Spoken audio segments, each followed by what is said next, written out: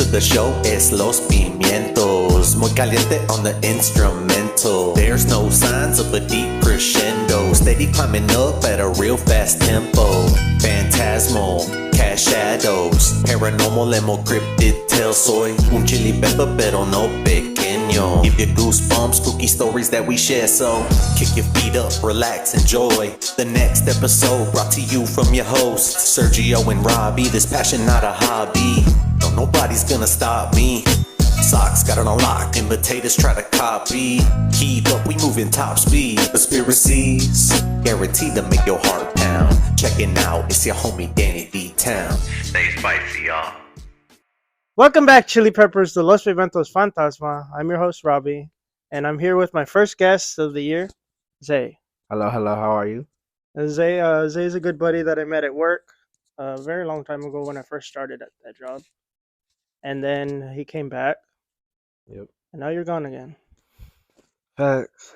There's some dumb shit at work. That's all it is. But Zay, yeah, he's been a really good friend, and he's the one that did my tattoo yesterday. I still love it.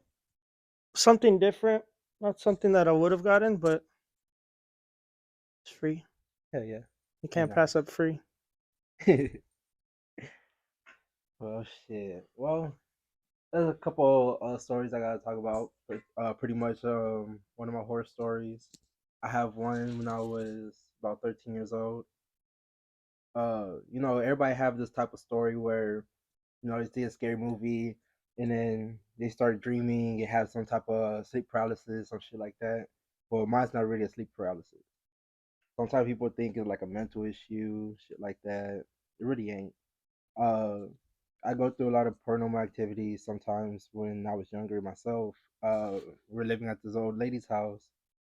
I was like 9 years old in Oklahoma. There was someone that passed away that a few years ago. House was abandoned for 26 years, and we started moving in. It was the middle of the night. It was like maybe like a couple months of us staying at that house. It was the middle of the night. Me and my brother was playing the game, and we started hearing some weird ass noises. When we started hearing these noises, my dog started tripping. I started getting freaked out. Yeah, I did try to call my mom, but she was at work. But the only person that was at the house was my stepdad. But of course, that dude was asleep. But it was like damn near 9 or 10 o'clock, I think. Whatchamacallit? When I was going downstairs, I started seeing some weird shit outside. Like in Oklahoma, I stay in Yukon, southeast side, but I'm more of like farm side of Oklahoma. But we still had like that cold fog, shit like that. So like shadows, Yeah. flesh pedestrians. You know what I'm talking about? Because I'm not going to say the word. Yeah. But sometimes, yeah, we do have weird animals too coming in and out, like deers, foxes, shit like that. But there was this one time, like when I was actually downstairs, it was just the horses running around the house. Well, not in the house, but outside the fucking house and shit. But I started hearing like talking to my brother. I'm like, come downstairs because I think when the house, like the horses got out, pretty much it wasn't horses. It was something weird. It was like a weird white shadow. Kind of find out like we started investigating the house a little bit more. Me and my brother. It was like a week and a half go by. We started investigating the house. So was my mom, and we went down to the basement. Because at our basement we do have tornadoes in Oklahoma that everybody knows. Um, so we started snooping around the house, trying to figure out what the hell, been hearing scratches, footprints, shit like that around the house. Cause we did the baby powder. Yeah. Yeah, it was weird. But we went down to the basement. We started seeing witchcraft, as far as dead animal parts like cats, dogs, rats. We see scratches on walls, like dry up blood type shit. Yeah. So we actually, my mom talked to the homeowners on what's been going on in the house. They told us that a lady passed away there. She committed suicide. So the basement she was at, she basically, shot herself in the head. Yeah. So that creeped me the fuck out. It really did. Uh, so after like the whole investigation that we did in a whole basement, me and my brother did a whole dare. Stay downstairs. Yeah. Like just to see if this actually was true or whatever. So yeah, me and my brother did the little candle thing. We didn't do the Ouija board shit. No, we did the little candle thing. Mm-hmm. Uh, make sure we had our phones. Um, damn, what did we did? We had the phone. We had the candles. But we didn't know the lady's name. We ain't gonna lie. We didn't know the lady's name. So we just start saying, if you hear, make a noise. If you hear, move something. Dude, all you hear is like a big Yeah. on like on the door, just where she died at. So remember the freaked out. So yeah, we ran upstairs, but we're like, fuck that. No, we're going downstairs. We're staying down there. So like, you can't open a portal. And then not close it. Yeah. So we stayed down there. I started having like weird chills, coldness down in the basements all of a sudden. Like it started getting really, really cold. Um, so damn, I started getting a little goosebumps. So yeah, so it started getting a little cold. We stayed there for like maybe 2 or 3 hours,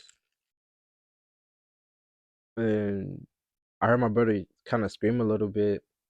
Like he has like a couple of scratches on his arm, his leg.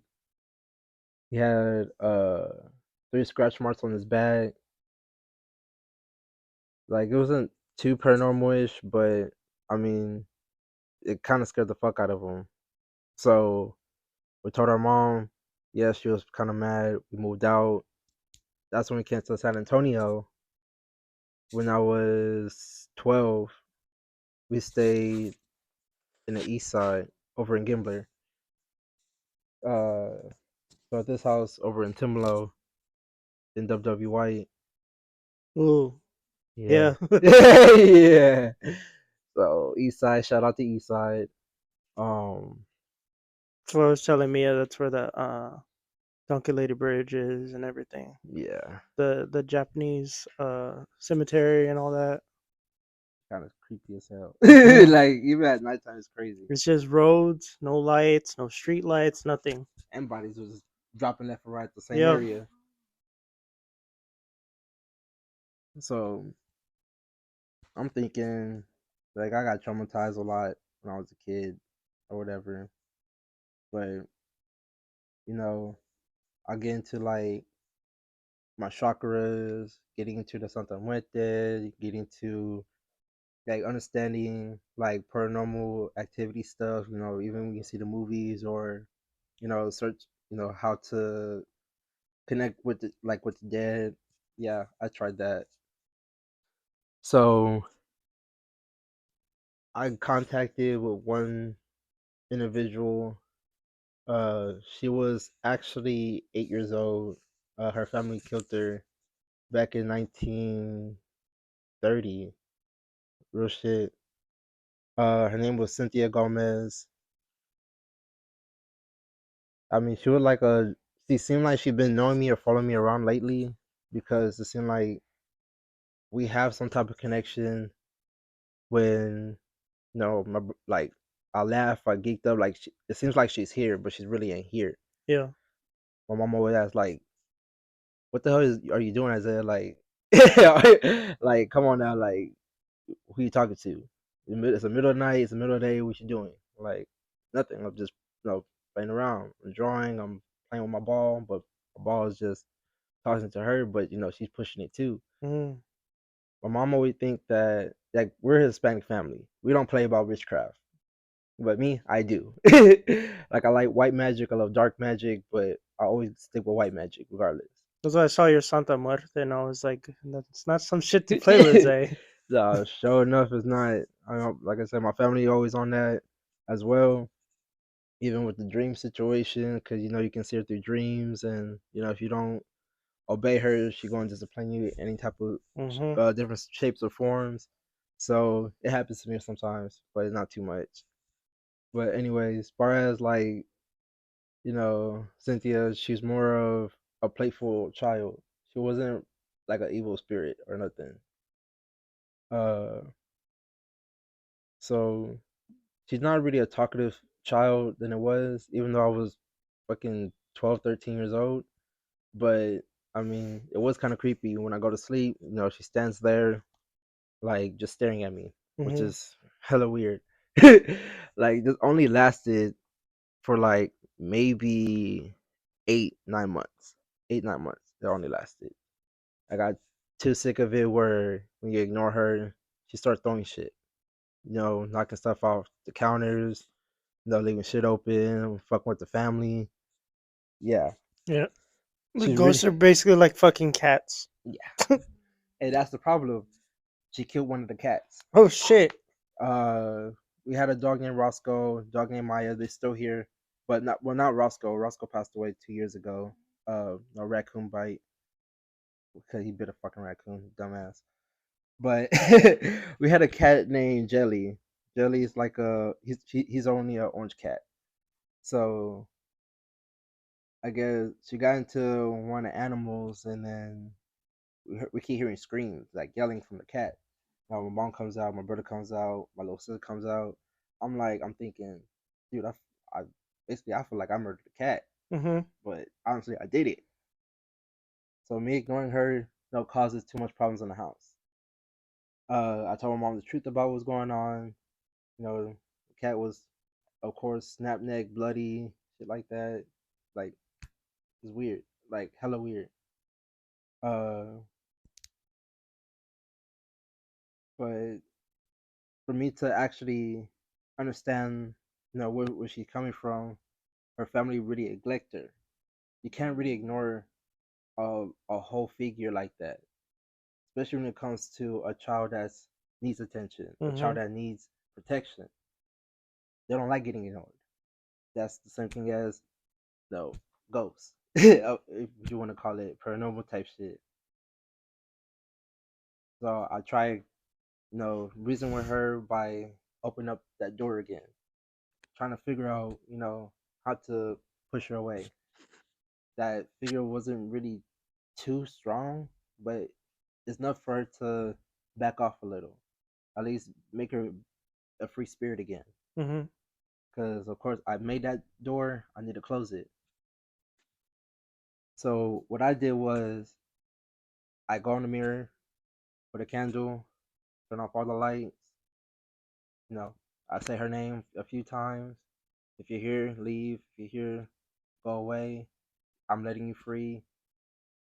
But there's another thing that made it way creepier. My reflection started not moving when I move. It Mm. blinks when I don't blink. Mm. So That's why I have a fear of mirrors. Like a very like it's not even rational. It's just like I can't fuck with mirrors.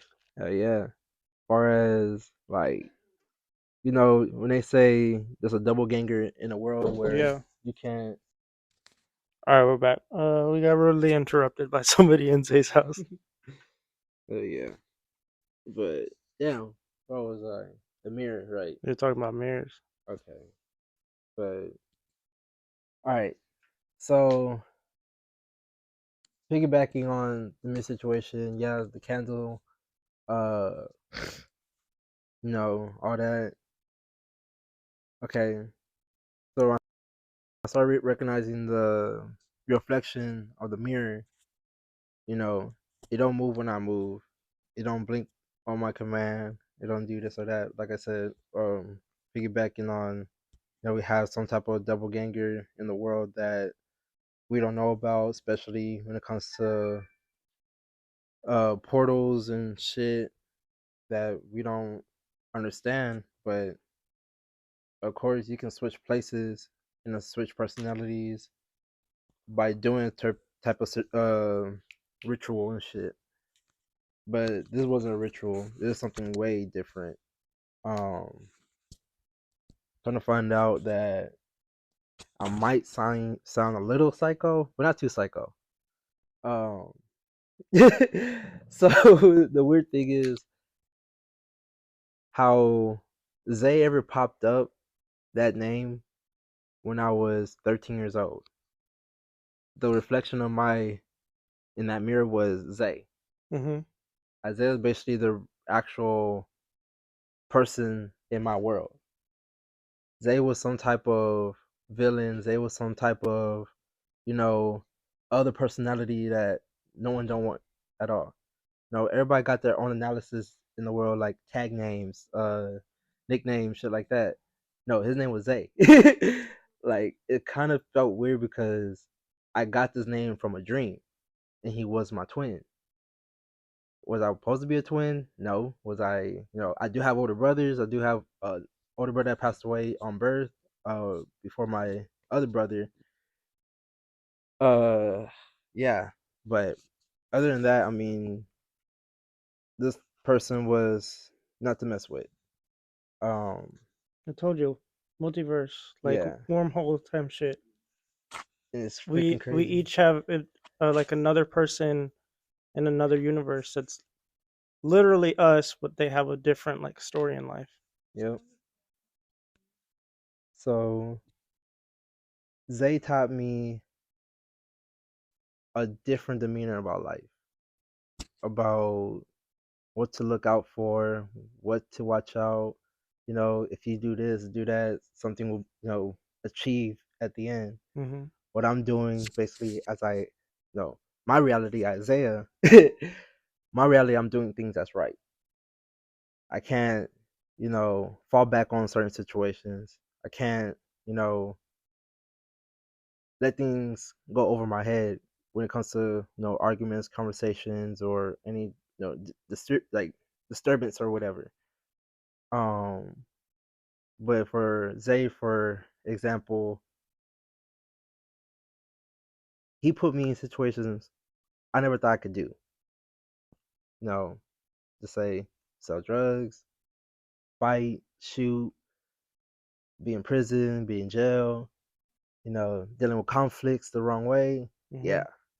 Like there'll be times where people can piss me off and it's a different side of me.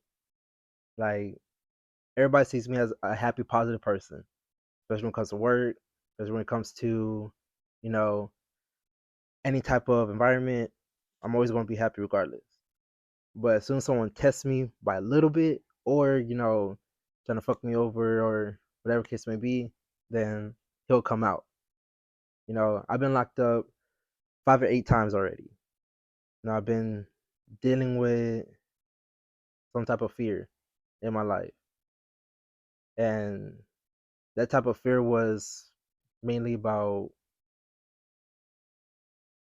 getting killed, pretty much. Mm-hmm. Like, if I fear death? Yeah, I'm scared of it. It happens. I mean, not really, but this type of mirror was like it showed me something that I didn't want to see, but it got to be a purpose. So when I blew that candle out, like I felt so different. She was gone, believe me. Cynthia was actually gone. But when I blew that candle out, I felt hella weird. Like throughout the years, I started feeling angry, a lot more angry. No, Like you switched. yeah, like I hate my family. Like I'm talking about, like I hate my family. I think about hurting people all the time. It's not like a psycho thing. Like No. I'm not trying to adjust myself. Like I'm not. How can I put this? Criminal profiling myself. That's what I'm doing. Um, yeah, like I fight with my family all the time. I'm always angry. Even when they tell me something that I don't want to hear, I lash out. So usually I'm not like that. Really ain't. But every day, like literally every day, I gotta look at the mirror and see like who I want to be today.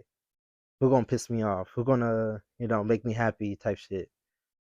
It deals with that, relationships. It deal with that with ooh, what the hell? My voice shaky. Like it deals with a lot of situations in my life. Mm-hmm. I'm 25 years old. I'm gonna be 26 in 2 months. No, 2.5 months. Yes. Uh, but I've been dealing with this type of fear for years. Um, you know, it got to the point where it scared the fuck out of me, where I almost, kill myself multiple times. You know, I don't like situations. I don't like, you know, other aspects about life or why we're in this type of predicament in the government aspect. Mm. I didn't like it at all, especially when it comes to relationships. I didn't like it at all. So I got 2 kids. I got a daughter, Bella. She's 6. Youngest daughter, 4 years old, Kelani. They're the only ones that actually, keep me going. But dealing with females that I love, I can tell that I can love real hard, but then again, my reality switches again. So I'm thinking, what the fuck is going on? Like, why I don't feel like I'm balanced? It was in 2022 when I got out of prison the first time. I started reading Bibles. I started, going into the chakras, you know, trying to get into my guru, the third eye. Like, I can feel a certain type of energy that I'm trying to get rid of. I've been trying to balance myself a lot, especially the Santa. I ignored my Santa Muerte for the past 3 years now. I just put her back up this year, 5 months ago. But me putting her back up, I started having weird dreams. Like, one of my statues broke. I woke up with scratches on my back. I see type of hidden messages about family, relationships. Um, Only thing is, I feel like she's trying to warn me about something that I'm not prepared for. Mm-hmm. I try to prepare myself for, you know, at least handle my responsibilities, trying to handle my kids at first. Like, always got to think about my kids, always. Uh, but she showed me nothing but death. You know, she's a soul keeper. She'll show you visions where disobey, there's something going to happen. So there was one time I had a dream a couple weeks ago. It was me, a couple of friends, and some girl. We're just running around. We stopped at a corner store, but the thing is, this happened to my little brother. So my little brother, like, this story, it feels just like I was with him. Mm-hmm. Cause back in 2019, 2020, my brother got killed in the corner store in the east side. Um, he was 18 years old. So it just, this dream felt the same way. Same shells, but a different type of location.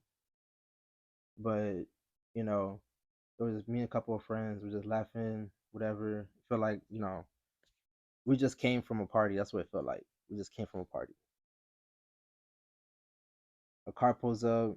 You know, we didn't see no faces. They didn't have no masks, but there was some type of shadows. A couple of kids. We're thinking, oh, they're just like us. They probably came from somewhere else. No, it wasn't. They lit the car up. Uh, of course, I passed away. A couple of the guys passed away, but only one person lived. Same thing as my brother. Two people passed away, but only his best friend was alive. Mm. So I'm thinking like, what the hell's going on? Why I'm seeing this for? Why I feel like I'm already dead? Like I woke up fast as fuck. Don't get me wrong, I woke up fast, but just with a major headache. Like something literally just popped me in my damn head when I was asleep. So it was fucking creepy. It really is. Uh, So I tell you, don't fuck with shit that you don't know what you're fucking with. Shit, we'll be in like stores and stuff, and she pick up a mirror, and she'll be like, "Port, port." I'm like, "Don't fucking do that." yep. Exactly why. You don't know what you're gonna be getting yourself into at all. But I mean, don't get me wrong. I still pray to her. Sometimes. Uh, trying to make her understand the situations that I'm trying to put myself into, as far as family situations. Um, but these type of visions, it's not something to mess with. You don't want to predict the visions where you're trying to just say you don't like the vision. Don't put yourself in that vision. Don't try to stop that vision, Yeah, because you stopping it is going to cause the vision. it's gonna happen regardless. Yep. So just the other day, what happened? Oh yeah, me and my boy John, like we were about to go pull up at a whole cookout. We were just chilling and shit. It was at 11 o'clock at night. Yeah, we were late at the cookout anyways, but there were still people there. But we were like in a highway and shit, just chilling, jamming or whatever. But there was a car pulling up. Like, dude, me and John went through a whole different type of, hood life, Mm-hmm. childhood shit. So I understand on what predicament I put myself into when I was locked up and when I was a child. But at the end of the day, a car should not be pulling up on us like that. We're in the middle of the highway. He started tailgating. Like, come on, bro. Like, what are you doing? Like, you're really trying to get behind us. Every time we switch lanes, they switch lanes. We're trying to go fast, they go fast. Mm-hmm. So my whole mood switched. I'm like, oh hell no, no. I'm trying to grab the gun. They're like, oh, it's in the trunk. Fuck it. We put it to the corner store. Dude, same exact fucking corner store. Shells.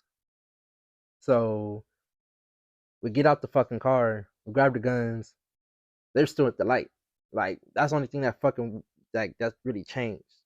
Because me and him got out, pull out the gun. They're already at the fucking light because they were flashing their guns in the highway anyway. So we're like, oh, these niggas really on some shit. So I'm like, you know what? I'm already I'm already heated anyway, so might as well, get that problem going on. So we flash our shit at the corner store. Only thing that helped was there was a law right there. That car sped off. Mm. Me and John just got back in the car and dipped the fuck off somewhere else. Like, but lucky they're going for that vehicle because he basically was speeding or whatever. Cops saw him. They're going for that vehicle or whatever. So me and John was like, bro, what the fuck was going on? Like, we don't know these people. They flashing they shit at us like we know them. So just piggybacking on a dream, I'm like, dude, did we just re-pull up to a shell and lucky there was no people with us? If that law wasn't right there, or that car would have just came and stopped behind us, well, we would have died. Mm-hmm. Would you live and would I died, or would I die like live and you died? That's something that's hard to explain to anybody. But it was just this whole type of weird feeling that I don't want to feel like at all. Like I even have visions my damn self, like the third eye. I already knew I was gonna get locked up again. Every year, it never fucking changed. Like my predictions, my visions never failed me. Well, I know a type of feeling I know that feeling. I always stay in the house. Like real shit, I always stay in the house. Um, like when the New Year's came, I already knew 2025 was gonna be some bullshit. I feel like it was gonna be some bullshit. Like I didn't get mad when I lost my job. No, I didn't get mad when things wasn't going my way because I already seen this going on. Only thing is that kind of upset me was going back in or just going to rehab regardless because it's always the system that fucks you over. So the vision that I had of like, dude, I've been having dreams about going, back to jail. Like with the same people, I got myself involved in. Like, Crips, Bloods, Horns, Tango Blast, One Percenters, you know, Peckerwoods. These are the type of people that I'd be around every day when I was locked up. Like, it was nothing but bullshit. I already knew it was gonna be a time, a place that I would die, but I didn't know I was gonna die in prison. Mm-hmm. Got in a fight with some people. I didn't want to pick sides. Dude, I'm fucking mixed. Like, I got a whole fucking first and last Mexican name or whatever. But people always go by color. In my vision of like, dude, I've been here before. I'm gonna die. I'm gonna, get jumped. Obviously, I'm gonna get jumped. I mean, it's common when you get locked up. It's always common. Uh, when I went to prison, they were told me like, yo, like, yeah, I catch a BMW, black, Mexican, and white. I caught those. I was trying to be a solo, like be by myself, ain't gotta deal with no sides. Even if the race riot, I gotta stay in my cell. I get it. Was I scared? Not really. Dude, I've been locked up for the past 7, 8 years, getting counting back to back. I'm not scared about shit. But for one particular reason, it was a couple of black dudes. I don't know if they were fucking Bloods, Crips. I don't know if they were just black. We fought one of his members a week before, I got stabbed. So I caught that one-on-one with him. He lost. Caught another one-on-one. I lost. So I just kept it the way it was. So it was during commissary day on a Wednesday. I got my commissary. I'm chilling. Then go open cells in the next maybe 3 hours. So I might as well, just chill, make some food. But then again, we have some fucked up ass guards. We really do. This nigga opened my cell and got me jumped to a pope. Like the scar on my forehead, the scar on my sideburn on my forehead too. I down there in like almost in a concussion for real. So it got too fucked up where one of the like the Ono horns or the Tango Blast, letting me know what was up. He said like, you know what's going on, right? I look up, I'm like, it's my deal. Like, oh fuck, I'm glad you're here, but fuck, you're here. Yeah. So he gave me a little rundown situation. He actually told a couple of guys, yeah, this is my nephew, this and the third. I got protection, pretty much. But rules are rules. I got to catch it with the Mexicans now too. Did I pick a side at that point? I sure did. I had no choice. No, I actually had family. I was actually not worried about that bullshit. But then again, when I got jumped, he told one of the homeboys to take me to the people that that jumped me. Mm-hmm. Got him right back, like real shit. Got him right back. But it wasn't as bad as they did me. They, not self criminating myself or nothing, but You know, they did what they did. I did what I did. Mm-hmm. So I got my one. They got their one. I'm chilling. It's only been a whole 2 or 3 days. No one hasn't fucked with me at all. They said, "Chow rolling at fucking 3 in the morning." All right, bet. I'm gonna go eat my breakfast and go back to my cell. It was way different. Uh, they got into the cell. No, so I went in my cell and shit. After chow, somebody was already in it. They stole my commissary, so I'm like, dude, what the fuck? Like, I really just got robbed. Yeah. But I was like, you know what? Fuck it. After that situation, I was like, I wasn't too heated because it only took like fucking mackerels, soups, fucking my duplex cookies and chips. I had like a couple of my oatmeal pies and shit. I guess they didn't like those. They took all the good shit though. Fuck. And I took all the good shit. So I'm left with fucking $4 worth of commissary.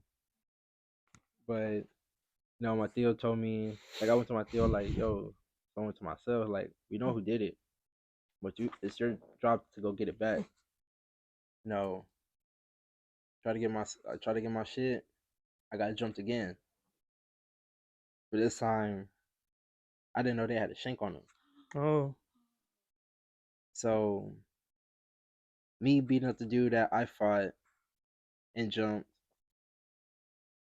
When I punched him down, I got up and looked to my right, and I just saw this dude just grab my neck and puncture my rib. So I guess the shank wasn't too deep. Yeah. So I stopped. I started gushing a little bit. Like, I didn't feel it because the adrenaline that was going in my body. So it became like a little race ride now. Like, if you put a shank on somebody, definitely there's gonna be people behind me that's gonna fight too, Mm-hmm. even if I got jumped. So it became a little race thing. That's when I figured, dude, I already knew I was gonna die, but I didn't know I was gonna die in prison. So I'm just laying there like almost passed the fuck out, blood on my side, nose leaking. I'm like, I ain't gonna lie, I was kind of scared. I was crying a little bit. It hurt, like it really do. But this type of vision, I already knew this shit was gonna happen. But this young, me seeing the walls, me going down that road, that was a vision that was supposed to be destined for me to understand what's actually going on when I get back in our free world. When I came back to the free world, I started seeing snakes in the grass, friends, family, relationships, even it's just basically your own blood. That's all it is. Mm-hmm. I got out 7 months later after the stabbing situation. So, even though my mom knew about it, my my brothers, it was like they called shots on me before. Some people that I already knew in county, they called shots on me before in county. Did it work? Not really. They trying to take me out? Yeah. Because I knew these people when I was younger. I hang around with these people. Even affiliate with these people. Am I back in, the gang life? No. Do I still affiliate with them? By a little bit, I do. I might throw my setup sometimes to play around, shit like that. Hey, it is what it is. But regardless, I know who I am. But then again, I know who my big homie is. Mm-hmm. So those type of places I can't really be at or really say right now because confidential. But when I was in the free world for a couple of weeks, I started seeing people that I used to fight when I was locked up. I got a gun pointed at me twice since I've been out. Threatening me, trying to rob me. Dude, I just got out. You think I got money on me right now? Like, do you really think I got money on me right now? I sure don't. Like, you can keep my chain. This weak ass fucking $5 chain I had at fucking Walmart. Like dead ass. But you know, it's not like I'm weak or nothing. It's just the fact that I know how to balance my energy. I know how to balance on certain situations where people come from. Like I get it. Like this when Zay ever popped out. Like I don't tolerate. Like he don't tolerate bullshit. He really don't tolerate bullshit at all. He retaliates. He gets pissed. He'll do anything in his power just to get his way. You know, there's nothing but a peacemaker. But I always not trying to be the peacemaker all the time because that's how people walk all over me. Mm-hmm. But Rizay's like so different. Like I like the Zay for real because it's not like a mixed personality shit. It just happens. It says a mixed personality disorder. Nah, I don't think so. It's not like fucking Melly or nothing like that. Like Moon Knight. Yeah. But yeah, that type of shit. I mean, it's cool. Like the situation with Nick Twine at our job. Well, your job now. So I did a tattoo with him on him a couple weeks ago. Well, not even a couple weeks ago, like a month ago. You know, I do tattoos. I do know a whole lot of things, but then again, when it comes to, but I did like a badass tat. I give a lot of homeboys hookups. Cause I know if you're my home, I'm gonna hook you up regardless. A good ass price on a tattoo. So I did a forearm sleeve on him. He said he's gonna pay me on payday. He didn't do that. Like, dude, it was 3 days before payday. So say you got me, I did my work. So what's that? He said you gotta pay fucking bond, this, that, and the third, his priorities. First of all, my priority was doing my job and making money. That's a priority. Not only you're playing with my money, you're playing with my kids' money. That's what I was gonna say. Your kids' money. You gotta worry about your kids. Yep. Like I've been in the system since I was 16 years old. I am 25 fucking years old. I know the system like better than anybody else. But one thing I'm not gonna do is play with my kids' money.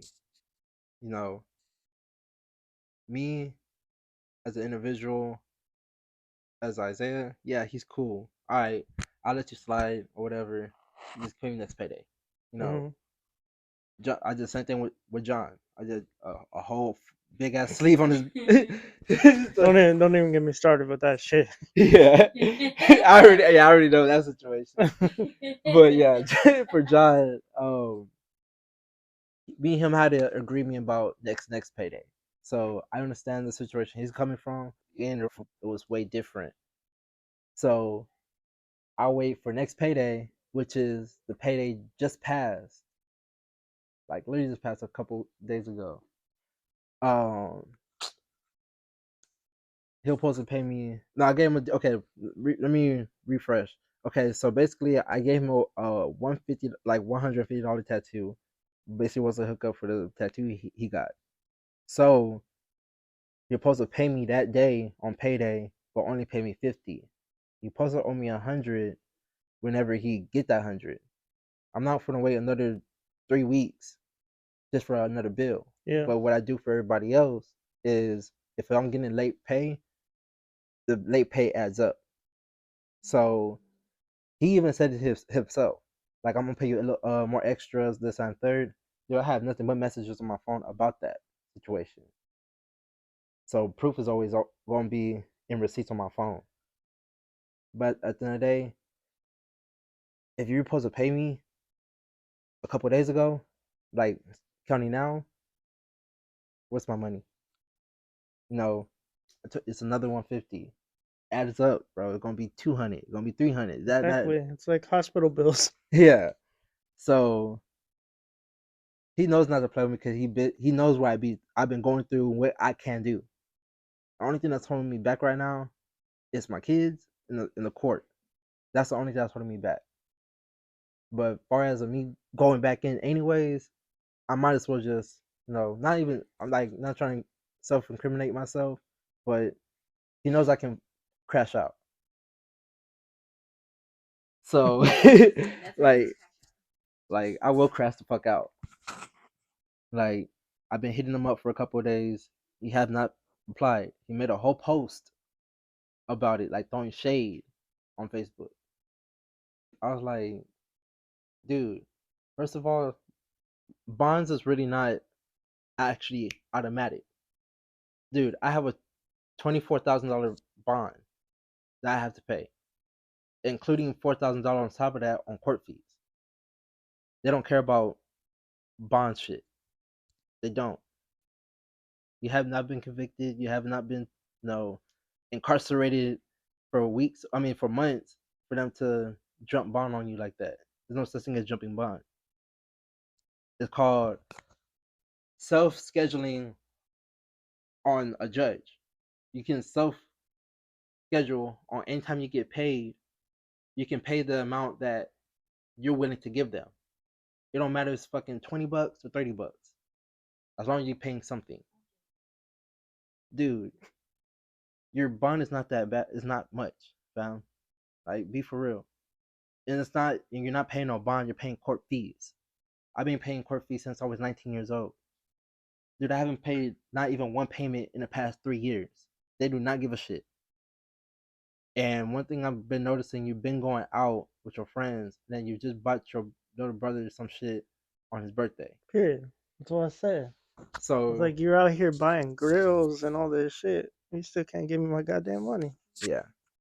So the thing about that is, in this situation, I'm always pissed. Zay's pissed. I'm not gonna let that shit slide. If I do my job, your job is to, cash at me. Mm-hmm. If you can buy your female some shoes, earrings, and pay rent, dude, I go broke. Like this is okay. I go broke by rent, regardless. Fuck that. I'm gonna pay my rent because I know I got a shit like a whole house over my head or whatever. But one thing you're not gonna do is walk around like you don't owe nobody shit. Exactly. So that's why I don't sit around and borrow money, or I don't sit around and owe people shit. Only person that asks for money is my mom. I don't ask no money for no friends or whatever, but maybe it can be like maybe $10-15. But a job is a job. Tattoo comes with payments. If you don't got no payments, throw me something. Like throw me a pair of shoes. Throw me, how much. Like, dude, I can take your whole TV if I wanted to and pawn it and get that same. Yeah, do a trade. You know what I mean? Like, yeah. I know a lot of tattoo artists that do trades. Hell yeah, I did a whole sleeve for 3 pairs of shoes, like brand new. I mean, this is $600 worth of shoes. I only did a $250 tattoo. You gave me $600 worth of shoes, bet. You got me, I got you. But one thing you're not gonna do is play about me. that's one thing I don't do is like people play about me. But it's just there's a lot of people that I be around that always wants to hurt this kid. That's what I tell them. Don't. Do I hang out with these people still? I do, but there's things in my power where I don't want to do that to them. There's limits to this shit. There's a lot of people and favors. So for him to understand what I've been dealing with, and he knows he's seen it firsthand himself, he shouldn't be playing with me like this. Like I feel like a hoe. That's what he made me feel like a hoe. Only excuse is bro, like you're like family to me. You're like a big brother, this and the third. Shit, honestly, I shot my big brother because I don't play about don't play about me at all. That was one of my cases too when I shot my brother, my blood brother. Yeah. So my brother thought shit was sweet with me. It wasn't sweet. Nothing is not sweet about me at all. Like me and my brother just started getting back cool 3.5 years ago after the shooting situation. So it's like I didn't kill my brother. Like I warned him. If I warned you again, then it happens. I'm the type of person that's gonna say it and do it. I'm not like I'm gonna say it and cap about it. No, I'm gonna say it Do or it. do it. Like Yeah. real shit. But he was like, he was at the point where he was like pretty much scared. That's why he's not hitting me up. Like I don't know where he lives at, but I know some people I do. But dude, I wanted for myself to put myself in predicament to put him somewhere that he don't want to be at. I don't. Cause is he a good friend of mine? He sure fucking is. He's a good friend. No, we chill. No, he's my day-to-day homeboy, even when we're at work. But money is just a whole demeanor when it comes to that. You can't just say, "Oh, I'm gonna do not my taxes. I'm gonna get this loan from a bank. Okay, I got a whole $1,000 loan. Cool.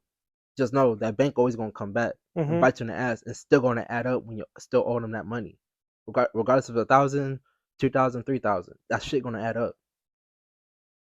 Just because you cool with the bank teller. The bank teller may be cool because the bank teller will finesse the fuck out of you. Yeah. The same way you did me, you finesse the fuck out of me. So it's just a different demeanor about a whole lot of shit that I didn't start looking over and not pass through at all. Like my brothers, homegirls, homeboys, uh, like there's a lot of there's a lot of fucking shit that been going on with me. I can just chill. I can just be the cool guy, or go back to the club. Like I haven't been back in the club in what 3 years, but I like going to bars. Like bars be badass.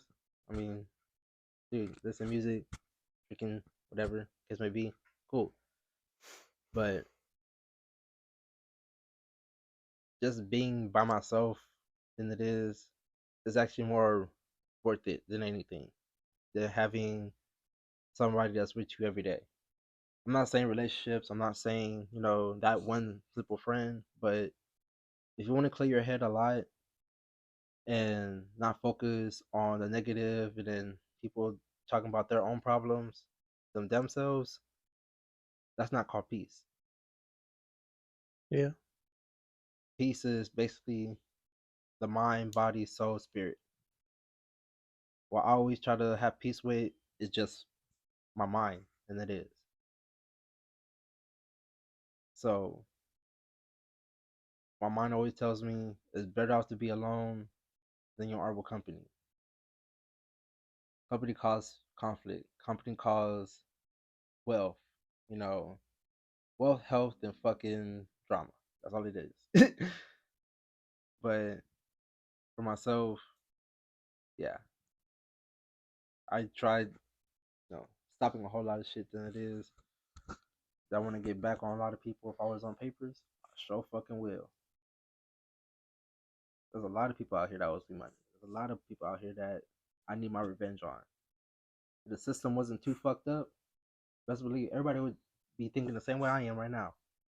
Like, I should have went down that street and shot that nigga, or beat up that bitch. Yeah. If the system wasn't too fucked up.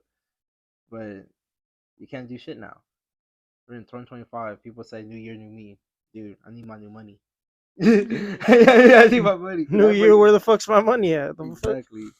Like, dude, even though it was last year, quote unquote, last fucking year, bro, New Year's hit fucking 3.5 weeks ago. You've been on me since fucking December. Yeah, December 20th when I did his tattoo. I don't even know when the fuck did Suicide Boys come. He owed me since Suicide Boys came, basically. But I get what you're saying. Like your whole like the whole like Zay thing. Like I feel like I have that, but mine was when I was 18, and I fucked with a Ouija board, and I was trying. I don't know what the fuck I was contacting, but I contacted something. And like you said, the whole mirror thing too. Like, um, I contacted another version of me. Like you have Zay, but mine was named Seven. Seven. Oh yeah, It's like S, the seven, and then the rest of the word. that's bad. That's badass. I ain't gonna lie. And like you said, like he'll come out like certain situations you're bad, whatever. Like you let him out. It's basically like Moon Knight. If you've seen Moon Knight, Not really. I want to watch it though. Moon Knight is a Marvel character. He's the one that's wrapped up in all that. He's a mummified. He's mummified, but he basically has three personalities. He has the good side, the bad side, and the reasonable side. That's basically what it is. Oh, But his he'll black out and he'll be like the bad guy, like the villain or whatever, and he'll black out again and be like, "What the fuck?" Like he'll blood all over him and shit. Like, how the fuck did this happen? And then he'll go back to his regular day life. Like, that's crazy. but I feel you. Like, I've had certain situations where this other person has came out, and I've never been incarcerated. I've never been to jail. I have had a gun pulled on me before.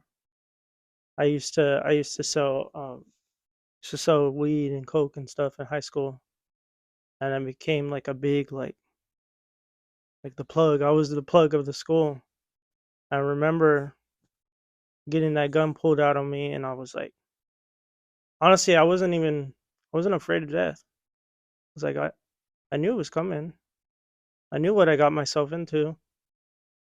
This dude pulled out the gun on me, pressed it against my forehead, and I was basically like, you gonna do it or you just gonna play? Like, what are you doing? Like, you know, pull the fucking trigger or I'll put your gun away. Mm-hmm. And he was like, oh shit, like, I didn't know you were that crazy. Like, he fucking put it away. He got scared of me fucking telling him, like, you gonna do it or not? Yeah, man. Like, that's one thing too.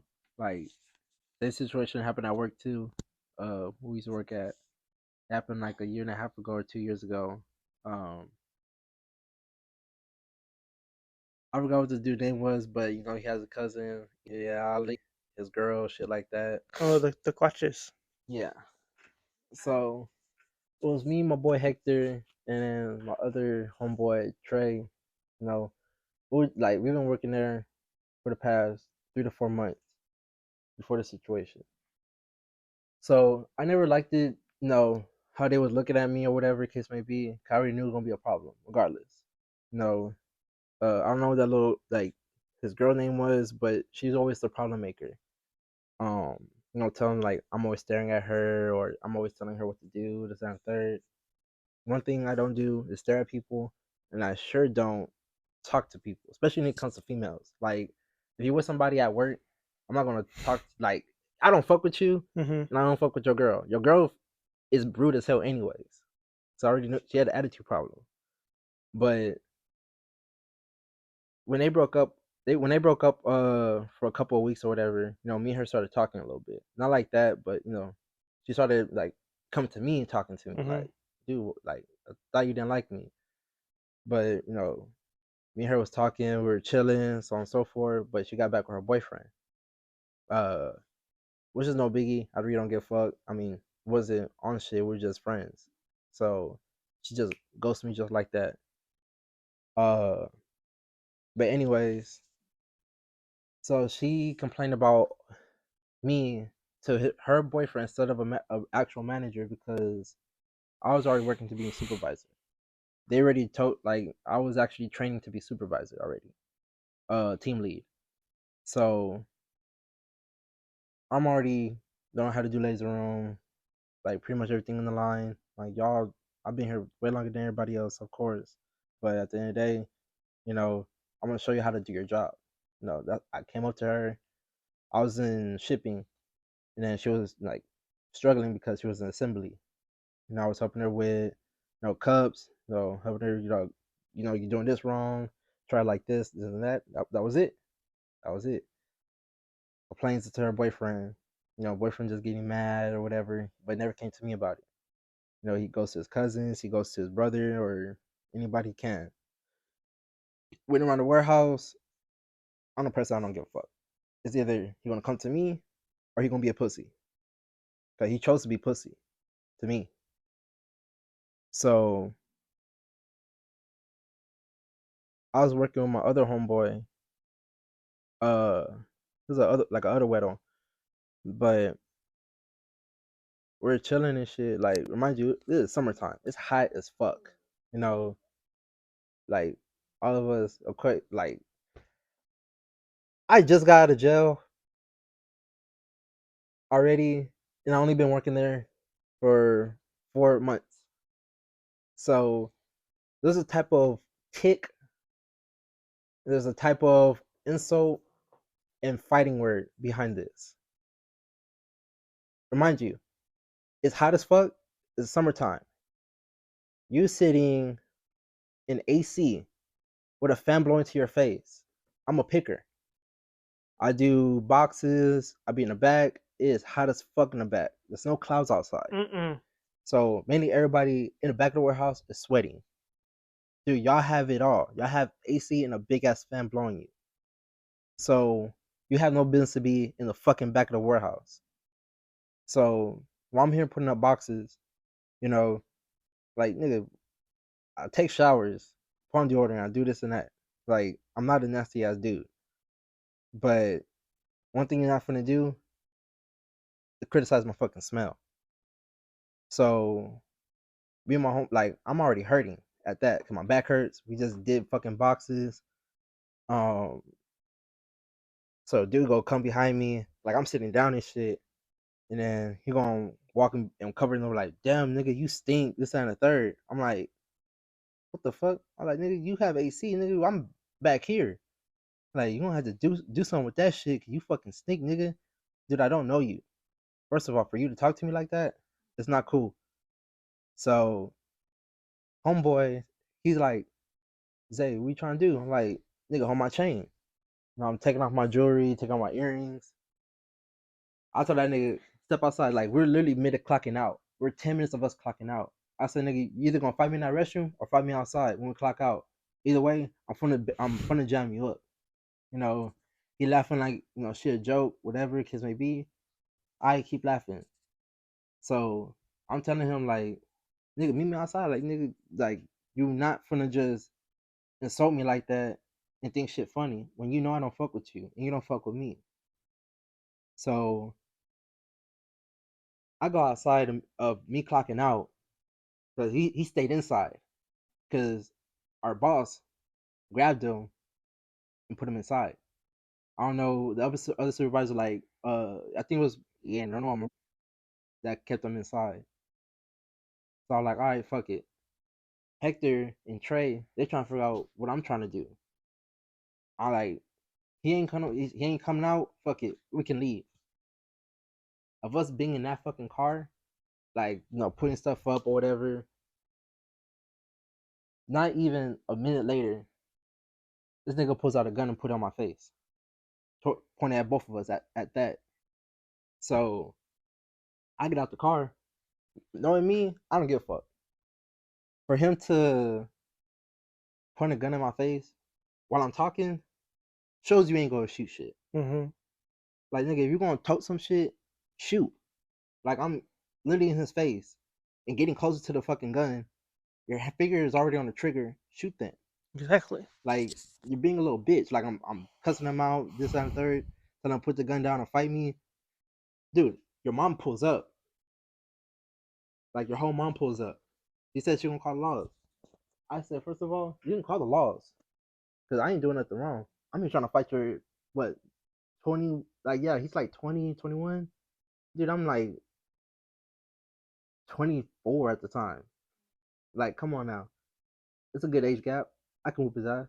We're the same size. I don't give a fuck. There's no fight like a penitentiary motherfucker. There's no that. I fight hard. But she said she gonna call the cops. She didn't call the cops. She called her older brother. He called his older brother that works there. He comes out like, dude, I'm thinking I don't know his older brother. I really don't. But only a couple guys that he be chilling with. His older brother's the person I've been chilling with since the work spot. And I was just chilling with you that night when this shit happened. The same night it happened. So now, fuck all the other shit. He switched up on me just like that. I don't see how a homeboy can switch up that fast behind a little brother that got a gun pointed at me though. I didn't know that's your little brother, but at the end of the day, I was trying to fight your little brother. I get it. You're trying to protect him. But do I got a gun on me? No. If you want your little brother to be the bigger man, he'll fight. You'll let him fight. Same thing my big brother did to me. Like I said, you better get out there and fight him. But you're not gonna be pussy and backing down in front of me. Because I didn't have my brother to be pussied out like that. So this dude, this brother, he grabs his little brother's gun, and he puts it in my face. So I got two people now putting guns in my face. The whole second shift sees all of this in the whole patio. I mean the whole parking lot. So while everybody's seeing this, not only one person, like your little bro put that gun on me, you took the gun out from his hand and pointed the gun at me too. So now it became a conflict between all six of us. 3 of my homeboys and 3 of your peoples, counting your mom. Because not only you just threatened my life, now 2 of y'all did. Now I'm really trying to get out there. So now I'm getting closer and closer. If you ain't gonna shoot, back off. Because we're not gonna do that. So my homeboy Trey, I didn't know he had his gun on him. He was down there from the yeah, he was down there started shooting everybody. I ain't gonna cap. I don't give a fuck. I was in the middle crest fire or whatever. But he just got out of fucking prison a whole 8 months ago. Well, he's still penitentiary minded. He's been in there for the past 5 years. So all of us in one room together, it would not sit right. But then again, on a situation like that where our lives are getting threatened by 2 individuals, especially at work, is crazy. It's just a whole lot of rumors been going on. Like, dude, y'all doing all this extra while I don't have a weapon on my person. I don't. All I want to do is fight. But the next day I get a call from our boss saying to come in and pick up my last check. I'm thinking like, why I'm getting fired? Even though I was the kind of problem where I came up to him about some shit. I get it. But then again, you kept him at the job. You didn't fire him. You fired me. Mm-hmm. So what sense did that make? Because even there was already, it felt kind of sketchy because half the warehouse quit after that night. And what they heard of what happened about me. Now no one don't feel safe because he still works there. Yeah. Why you fire an individual that his life got threatened, but the individual that has that gun was still working there? No one don't feel safe no more. So they all quit.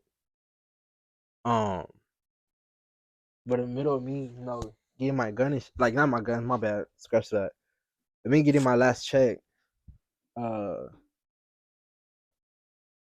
started pulling up this on the third, because he pulled up with 2 cars deep. Like, you came in 2 cars deep for what? I could have found out those individuals have weapons on them. Laws already arrested one car that had guns on them. So you telling me that you're scared of me? That's it shows me that like you're really scared of me. There's nothing to be scared of. All you gotta do is take a fucking ass whooping. Mm-hmm. That's all it is, and we can go about our day. I remember that day too. It was literally right when we were. I think we came in the next day, and I was like, "Cause you were third shift or second shift at that time." Second shift. Yeah, you were second shift, and we were clocking out, and then I was like, "Where's Zay?" And they're like, "Oh, they fired him." I was like, "Why?" And they were like, "Oh, you didn't hear about it?" I was like, "I'm first shift. How the fuck am I gonna hear about it?" Yeah. And then someone told me like they pulled up on you and shit, and I was like, the first thing I said was, "Why the fuck is he still here?" I pointed straight at him. I was like, "Why the fuck is he still here?" He looked at me all like all angry and shit. But yeah, like I never understood that. Like, okay, I get it. You instigated it a little bit, but you didn't pull a gun up on him.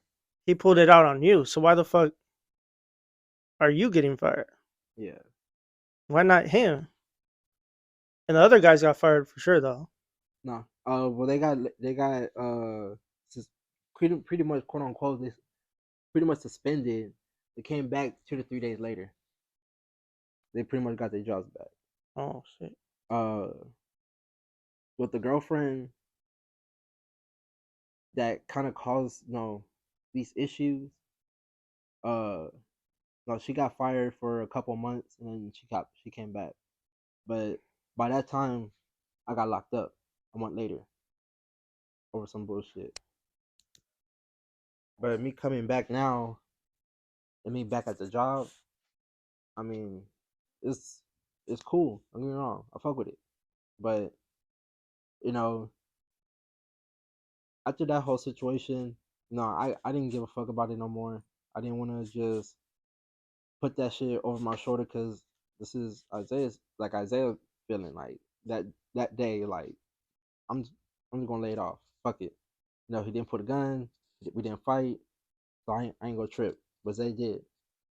But we sat there. Like the weird thing about it, you remember said that he still works here. This and there. I'm gonna keep my eye on both of y'all. I'm like, that's fine. It's cool. But then again, I wasn't even worried about my safety at all because it happened so long ago where it don't even matter no more. Like that's something that there's a chip that flew off my shoulder already. Mm-hmm. So it was just one day, one of the supervisors told him to come help me out in assembly. So actually no, my bad. Yeah, he was in assembly. He got pushed to assembly. I was in packaging. So it was like a slow day or whatever. He came and he apologized. The situation that was going on, shit like that. I mean, honestly, to man, that was a manly ass shit. Mm-hmm. He was in the wrong. I mean, I was in the wrong. Even though like my penitentiary state of mind was kicking in, but yeah, I mean, ever since then there was no conflict. No, there was no eye gazing. No contact with anything type shit. But for us, we got understanding from each other. So it's the same thing with his cousins or whatever. It's been a back to back situation with them. I mean, and them like the crazy thing is even Nick had a problem with that, but Nick is not somebody that Nick is not somebody that's actually about that life at all. Like he's all talk, like literally nothing but all talk. Because me seeing him chill with them kind of ticked me off a little bit. Like, yeah, you were just talking shit about them. You just talking about, you know, like their lives and shit back to back. So what's the whole point of you chilling with them? And they're the one that trying to jump you before. Exactly. What the fuck? You chilling So with the enemy? I'm like, what the fuck? But like, that's what I'm saying. Like when I got out, I see nothing but snakes in the grass. Like that whole gunpoint situation, it was just so weird. You start seeing, the faking people. Start seeing, the capping people. Uh, it's like every time I leave, I guess I get locked up, get sent away or whatever. Get locked up or get sent away or whatever. It's just something always different with people. Like even the people you hang out with. Like I could say, for a great example, uh, a friend of mine. We're in a relationship. I mean, we were like the best friend relationship type shit. Uh, her name was Kiara. You know, like we've been good friends for the past 12 years or whatever. But it was like she was my day-to-day homegirl. We were just chilling, nothing else or whatever. Like it was nothing fucking else. We were just smoking, drinking, going out together. Looking for hoes or whatever kids might be. Well, she was gay, of course. She liked the girls. But well, I mean, like change since I got out. You know, like the first 4 weeks, like just a month. I'm just saying month. You know, there was a lot of things that was going on with her, like financial situations. People she surrounded herself with. Like I never thought she would do something that she told us that she was never going to do. Like she started using people. She started having bad financial situations. I mean, only thing I can help her to motivate, and I have motivated her when I was in down the road in prison or whatever. Was stay in school. Like you need to get back to school, to elevate and do what you got to do. Like I'm a great motivational teacher. I would tell you to do something, but you really need to do it. Like you already lost your little brother. I lost my best friend, so you need to do this for him. Of course, he gonna tell you you need to stay in school. So don't get me wrong, she did that when I got out. She was still in school. I've been helping her with Rise to go to work. This on the third. I don't mind you spending my money on places you actually need to be at. Then again, we got in a relationship somehow. Like, yeah, I've been feeling her for a while. She's been feeling me for a minute, but we never thought we'll be together type shit. But I guess I thought wrong. Uh, when I say snakes, she kind of snaked me out. No, she didn't. Kind of, she did. Um, like we've been friends. There's no like there's trust on where you go or what you do. I get it. There's trust on me, on what I do, whatever case may be. Like just leave it at that. Go with the flow. You say you want a future, you want to do this. I got you. We move in together regardless because even before we got in a relationship, we both move in together, be roommates. But I guess she thought wrong. The using, the spending my bread. Didn't know she was here walking around with fucking $5,000 in her pocket, but she been using my money, and she been stressing on financial situations. But dude, come on now. Like you called me for like some money to take out a car that's not even actually yours. It's another nigga's car. It was a nigga you was already fucking with. Damn. But yeah, like me telling her what I wanted or what we want to do, getting me shit. That's what I'm saying. Waste time with people that don't need to be wasted. I had a couple situations about wasting time. I don't waste time. I my time. If you wasting my time, you wasting my kids' time. Pretty much. I'm not living here just for me. I'm not doing shit for myself. I'm doing shit for my kids. Like there's money that needs to be made for my kids. I gotta do this. I gotta do that.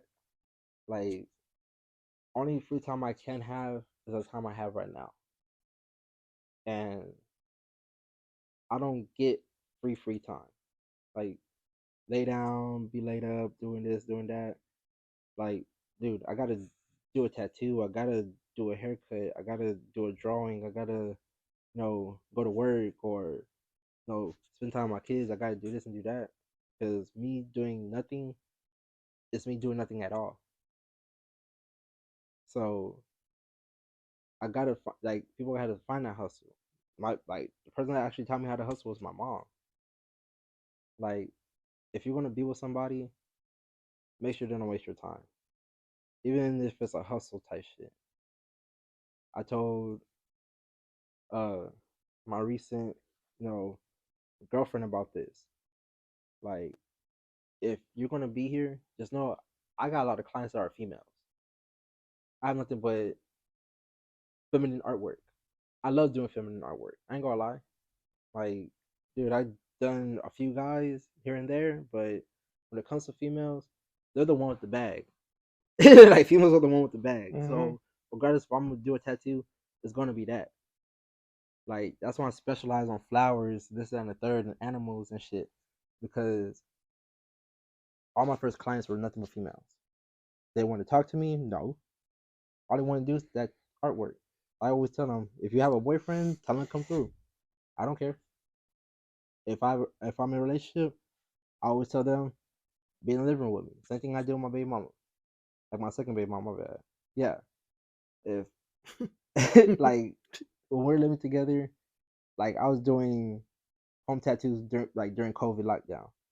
So I always have my baby mama like, hey, I got someone coming for a tattoo, just come in the living room, so on and so forth. She said, no, it's fine. Do what you gotta do. All right, I'm gonna do what I gotta do. No, I'm not gonna just say, oh, it's just she's in the room, we're gonna do something. No. I always want a female present prior as my spouse to see what I'm doing. Like, it don't matter if it's a thigh tattoo, leg tattoo, fucking chest, neck, arm, forearm, anything. Tattoo, because I actually did an ass tat. Like, one of my tattoo pages, I did an ass tat. And then a side piece, hip to waist. If a female knows your hustle, she's gonna stay regardless. But if she's gonna argue on what you got going on and who you doing it to, so on and so forth, she's not for you. So Period. it's like, it don't matter if you gotta work a whole 13, 14, 15 hour shift. Dude, you're at work. The fuck you gonna do at work? Like, there'll be times where people will say, like, work bae, this, that, work wife, or whatever. No, I don't have a work bae. I mean, if I did, I wouldn't be in a relationship. Like, that ass. Like, I fuck around. Like, don't get me wrong, I fucked around with not like that. Let me like rephrase this way different. Okay, I talked to a lot of grown women at work, far as calling them aunties, mama, this, that, and third. But the other shit, no. But I mean, kind of with Cassie. Cassie, like, one of my work wife. Like, she may be older than me, but it's nothing like that. Like, Cassie's a good ass fucking lady. When she needs help, I'm always there. When I need help, she's always there. Uh, you know, like, we click. Like, a lot of people that I work with at the job, we always click a lot. Like, it's like a second home to me. We basically live there. Wake up in the morning, go to work, come out. That's it. But you know, like, I fuck with too many people than it is, and start seeing like the ins and outs about shit. You know, You can't always fuck with everybody. yeah. Cause that's why there was some complaints. Like I always do. I yell out the building. Look, positivity is here. Positivity in the building. Type shit. Like, I always say good morning to everybody, because just because I'm in a good mood and no one else is not in a good mood, I wouldn't give a fuck. Exactly. Like, dude, be fucking happy. God woke you up this morning. Nothing to be sad about. I say good morning, you say it back. That's all it is. Why that frown? Keep that frown upside down. The fuck? Like, don't put it upside down. Keep it upside, like, keep it down. I don't give a fuck. But at the end of the day, it's like, if you're not made to be happy, then there's no point of you being at work coming in today. Dude, I wake up happy than a bitch. It can be 3, 4 o'clock in the morning. I'm happy. I'm on my phone. I'm chilling. Well, I got work in about 2.5 hours. All right, boom. I'm up. I'm up. I'm like, I am a morning person or whatever, night owl. That's why I tell people like that at work, like, keep your home life at home and keep your work life here. Like, don't bring your shit with you. Mm-hmm. Because then they always bring their shit with you. And like you said, like, what's that movie? What's that fucking movie with Vince Vaughn? And he's like, we can keep it civil, or we can make it ghetto. Like, that's me. Like, and she knows, like the once you fucking test me, the ghetto comes out. And I'm like I just want to fight. And I know I can't. I can't. I can. I can fight a little bit, but a little hand wrestle. but like, I get what you're saying. Like, that's how I was. That's how I am too. Like, I make everybody like happy and stuff. But to me, I'm just like, I just don't fuck with me. Just let me work. Let me do my thing. We can joke around here and there, but like, don't get me in trouble for you goofing around and shit. You know what I mean? Yeah, cause I got a couple people little some trouble for me goofing around. Like for instance, that's the main motherfucker I hated. Everybody, oh yeah, so to just not have that type of sense of humor at all. At least he's some type of weirdo that he don't like seeing people happy. He has his own sense of humor, and it's fucking like, it's stupid. Yeah. Like, it's a jerk humor. Cause like, he saw my knee, and he was like, "What happened? You didn't feed your dog enough?" I was like, "What? Damn. What the fuck?" And then he told Mia some fuck shit too. He asked me if she lived in San Antonio all her life, and she was like, "Yes." Dude, I look so pale. I was like, bitch. He was like, "You never get sun or what?" I was like, Damn. motherfucker, what the fuck? See, Or like, he'll be coming up on me, and he'll be like, all right, I'm gonna put you here, but don't be playing today." Bitch, when the fuck do you ever see me playing? Yeah. When am I ever playing on the line? I'm literally just to myself, listening to music, listening to podcasts, whatever, to myself all the time. Yeah. Especially like that's the same thing with me and fucking Mia, D, and James. Like I don't know, Melissa. So all of us, when we're all in the line together, the lines go by fast, regardless. Like we'll have a couple of orders, shit like that. The shit done. We're basically just chilling for the next 5 minutes until another order comes in.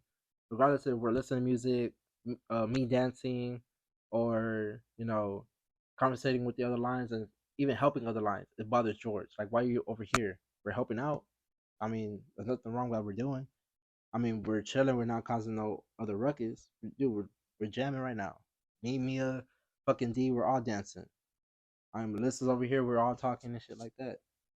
So it's just they always say every job requires no like professional employees.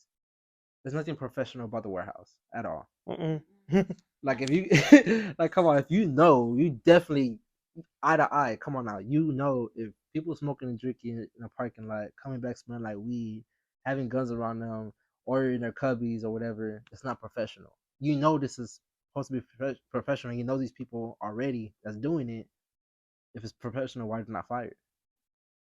But you're complaining about fucking people good energies that's dancing, chilling, not causing a mess or whatever. I mean, there's a couple employees that's saying, "Oh, I don't like them. They're dancing weird. Oh, I don't like them because they're always happy. They're stealing my energy or whatever."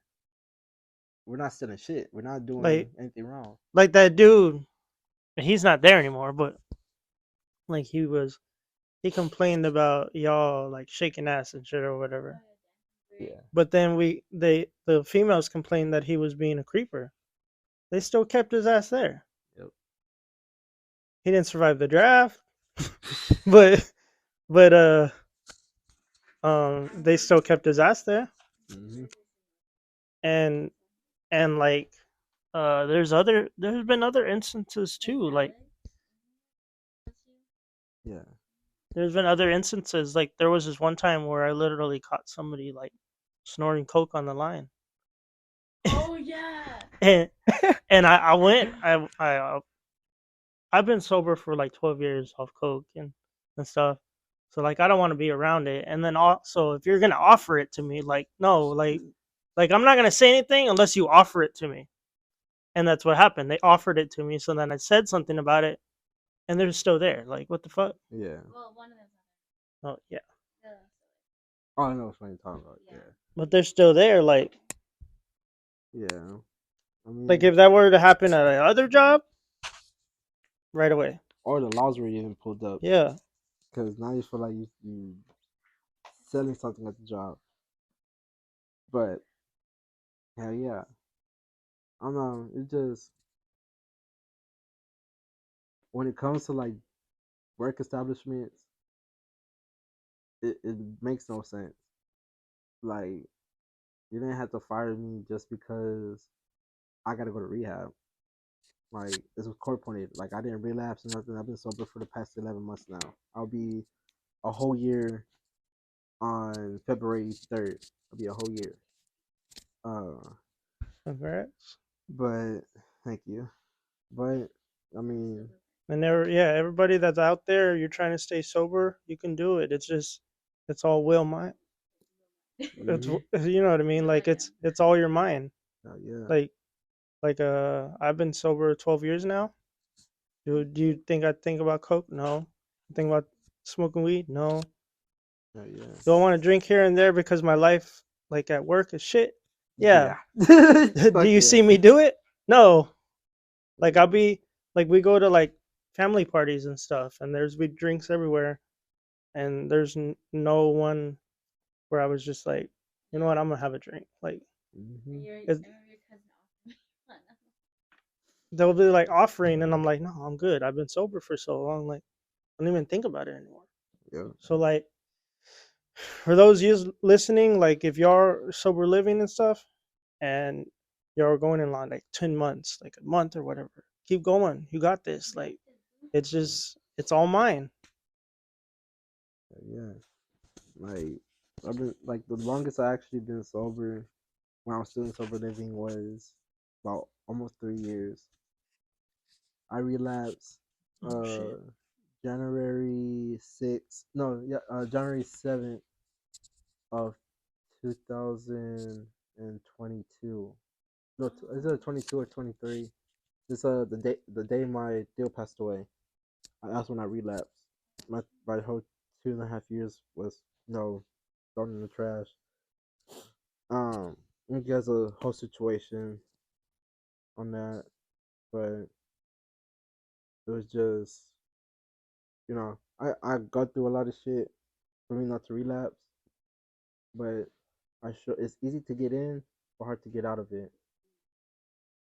Like speaking of that, like just say like sobriety wise, like I threw my sobriety because the death of a family. That's one of the worst relapse reasons on uh to fucking use. Um, like I was smoking weed, drinking. Like not only I fucked up my sobriety, but I did fucked up no my my probation papers because you know during this situation I just got out of work. I was third shift. I was third shift when it happened and shit, and I got a call that my deal got shot. He got shot in the torso at the west side in the apartment. So my ass, I mean, if I would have gone, I wouldn't relapse. Ooh. If I didn't, yeah, if I didn't go, I didn't want to relapse, or I would have, still been free that day. But anyways, during that situation, I had friends that helped me out with this situation. Like I still have the pictures and videos on my phone. Uh, like I saw my tío laid out on the floor dead. Uh, they have the like investigation examiners, so on and so forth. We stood out there outside the fucking building for the past 7 hours until they're ready to take them out the house. And they left us to clean up. They didn't give us no cleaning supplies, none of that. So it was our own power to clean up the whole mess. Like I have like all of it on my phone, like the pictures, the videos. Uh, so cause we were gonna sue them for us, like that's a mental thing. Yeah. Like I fucked up mentally, so I did had a couple of like I'm dead ass fucking crying, breaking down, like cleaning his fucking blood, like with peroxide, bleach, any type of detergents or whatever, trying to get the smell out the house, like get blood off the walls. So it fucked me up. Uh, so I called one of my friends to come pull up. They helped me.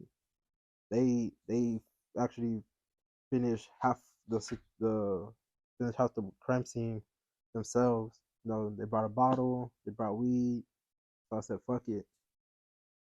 No, we're drinking, we're smoking.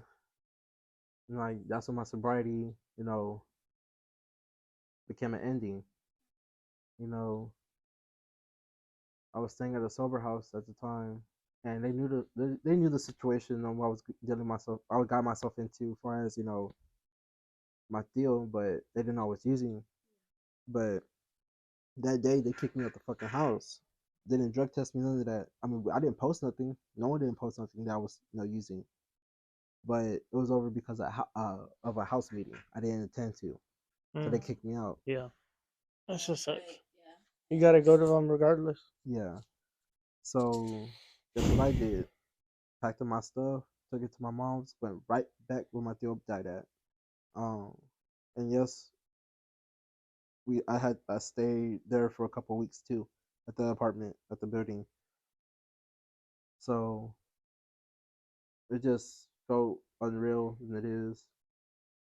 Um, like my mom still goes through it. Yeah, that's her baby brother. My tío was 32 when he passed away. So yeah, my tío young. Uh, but That situation is, I get it, it's like the worst like excuse that you can make, but that's family though, you know what I mean? hmm And they're not gonna understand that until that happens to them. right. Cause I don't think I've ever told you this. I've told her, people on my podcast have heard it before. Um, my baby mama passed away at the age of 25 to what is it? The cancer, urinary cancer. Yeah. And at that time I was sober. I had been sober for 3 years already, I think. Um, but she was using hard. She would use like meth, but she would snort it. Ooh. And after she had my kid, um, she started having problems and complications and stuff because of the birth. And I think it was 20, 28, 2018, 2019. No, it was before 2019. 2018.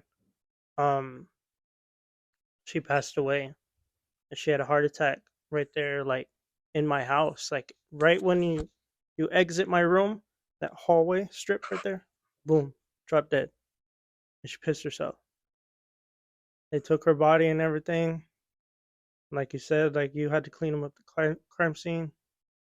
I pretty much had to go back home, take the mop, clean up her piss, like uh clean up everything that happened to her.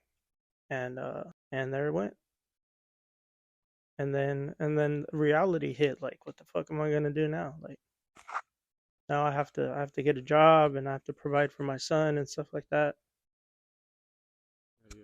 since then, like, yeah, I've been sober. Yeah, that's hardest. That's really hard, especially a child's mom. I couldn't even imagine that at all either. Because there'll be times where we're living in a type of world now that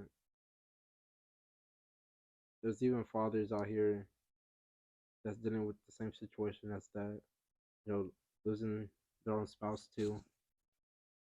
Uh, you know, it hits home a lot because not only where females think, we're nothing but users or whatever case may be, but they don't understand the backstories of our lives.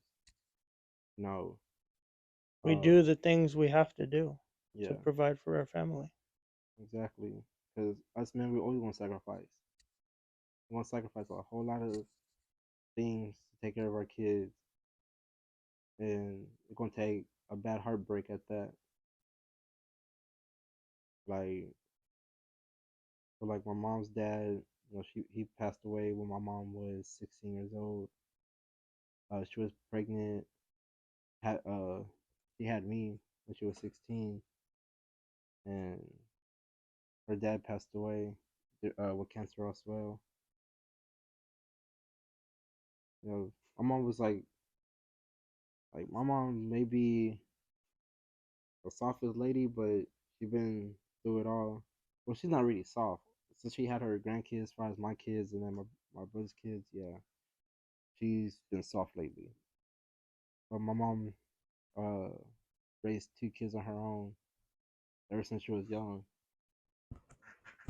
Like my grandma, and my grandpa, they've been on coke and crack for a while. Like when my mom was young, my grandma got very very clean. My grandpa just got clean 4 years ago. So I mean they're doing good, but it's just the fact that this disease, this affects everybody. Like it really do affect a lot of people. Like I tried only one drug, like one hard drug, and it was methamphetamines too. I mean, I never thought I had that type of feeling, but it felt fucking weird. I did the same thing. I snorted. I was 18, 19 at the time. After that, I mean, I never did that shit again. Cause I seen how it did to other people. So I said, fuck that. I'm sticking to smoking weed or drinking. But sure enough, I was like, no, I have a kid right now. I can't really drink like that. I can't really smoke like that. But I mean, don't get me wrong, I can smoke, but not that I used to like a fucking sailor. I can't drink like a sailor. I can't smoke like Snoop Dogg. But I'm telling you, fathers make more sacrifices than anything. Like I was raising my own two kids on my own. I was the main provider while my baby mamas were just fucking off. Like my oldest daughter's mom, Partying and bullshitting, yeah, basically. cheating, all this other shit. So we broke up when my daughter was 4 to 5 months old. My oldest was 4 to 5 months years old. I'm not years old. Fuck, damn. Yeah, but yeah, but as soon as she turned 6, yeah.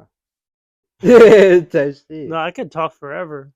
Like, And this is the final stories that I get to hear from you because I don't know when the hell I'm gonna see you again. yeah, because I'm be gone for a few months and then boom. And then you'll be gone. Yep, for a while. Hell yeah. We gotta see how it is after that. I mean, if I'm still in town, I'll definitely let you know I'm still in town. For real, like we can go hang out. We can do something. Like you got your daughters. Like we can go to like a park or whatever. You can meet Raiden. Hell yeah, I'll be right. Yeah, I'll be right for real. Cause I gotta see. No, no, I ain't gotta see shit. Cause I have my daughters in Houston, here in San Antonio. Then South Carolina too. So by the time I'm gone, I mean they're gonna be hopefully be back. Well, this was a nice episode to do. I really liked it, and now I have a little piece of you everywhere I go. That's why I like going to certain artists, or I like to go to like friends of mine. So like, just because I never see you again doesn't mean you not be a part of me. You know what I mean? Yeah, yes, sir. Appreciate that. You'll make me cry.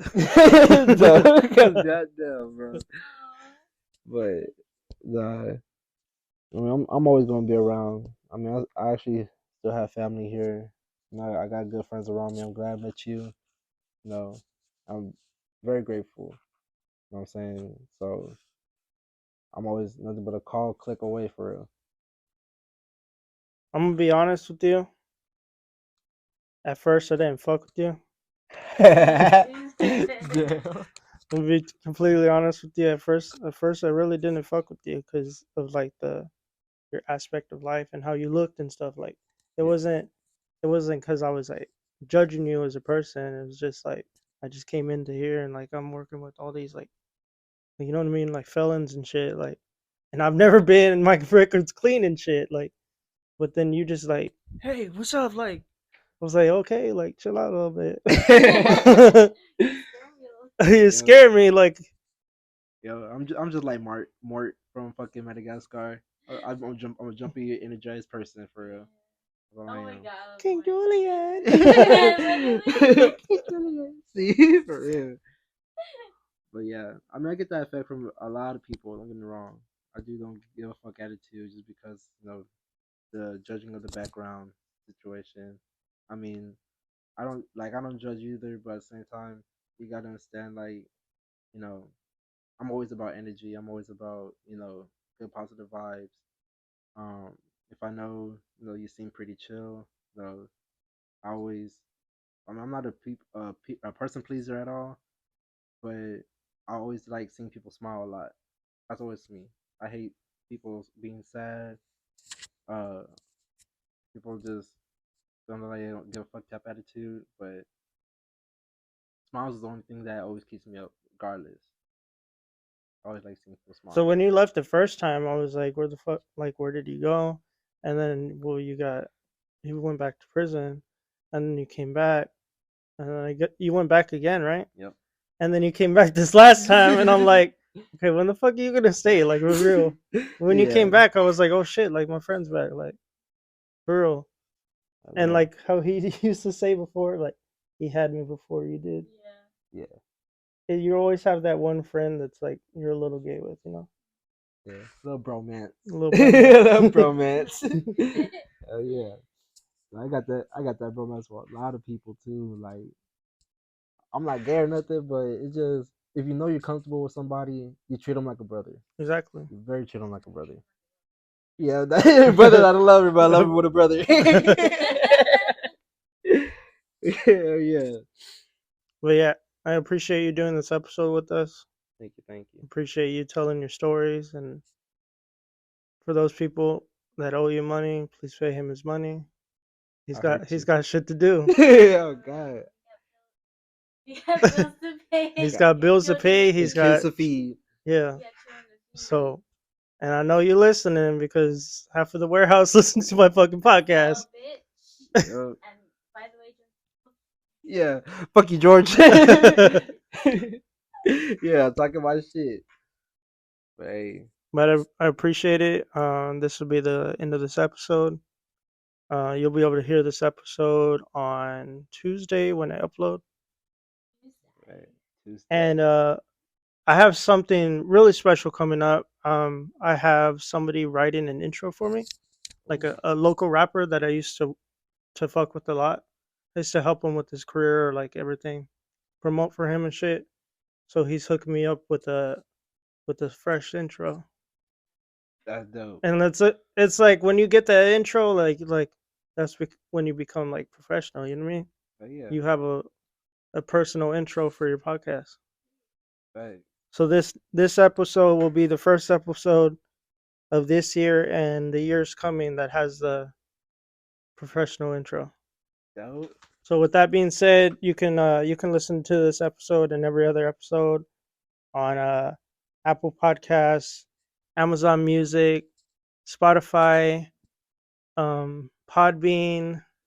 You listen to us on your Amazon Alexa. Oh, Listen to us on your tablet, whatever you want, honestly. yeah, right here. You can follow us on Instagram. You can follow my and Jackie's personal accounts.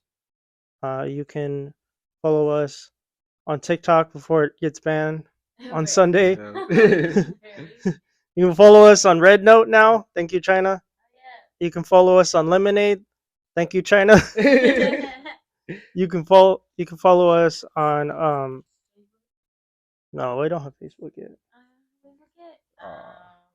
I'm gonna be making a MySpace though, for real. I'm gonna bring it back. Yo. You can follow us on we got Reddit. Subscribe to our YouTube channel. Join our Discord. Be our next guest on the show. Tell us your stories. Tell us whatever you need. Honestly.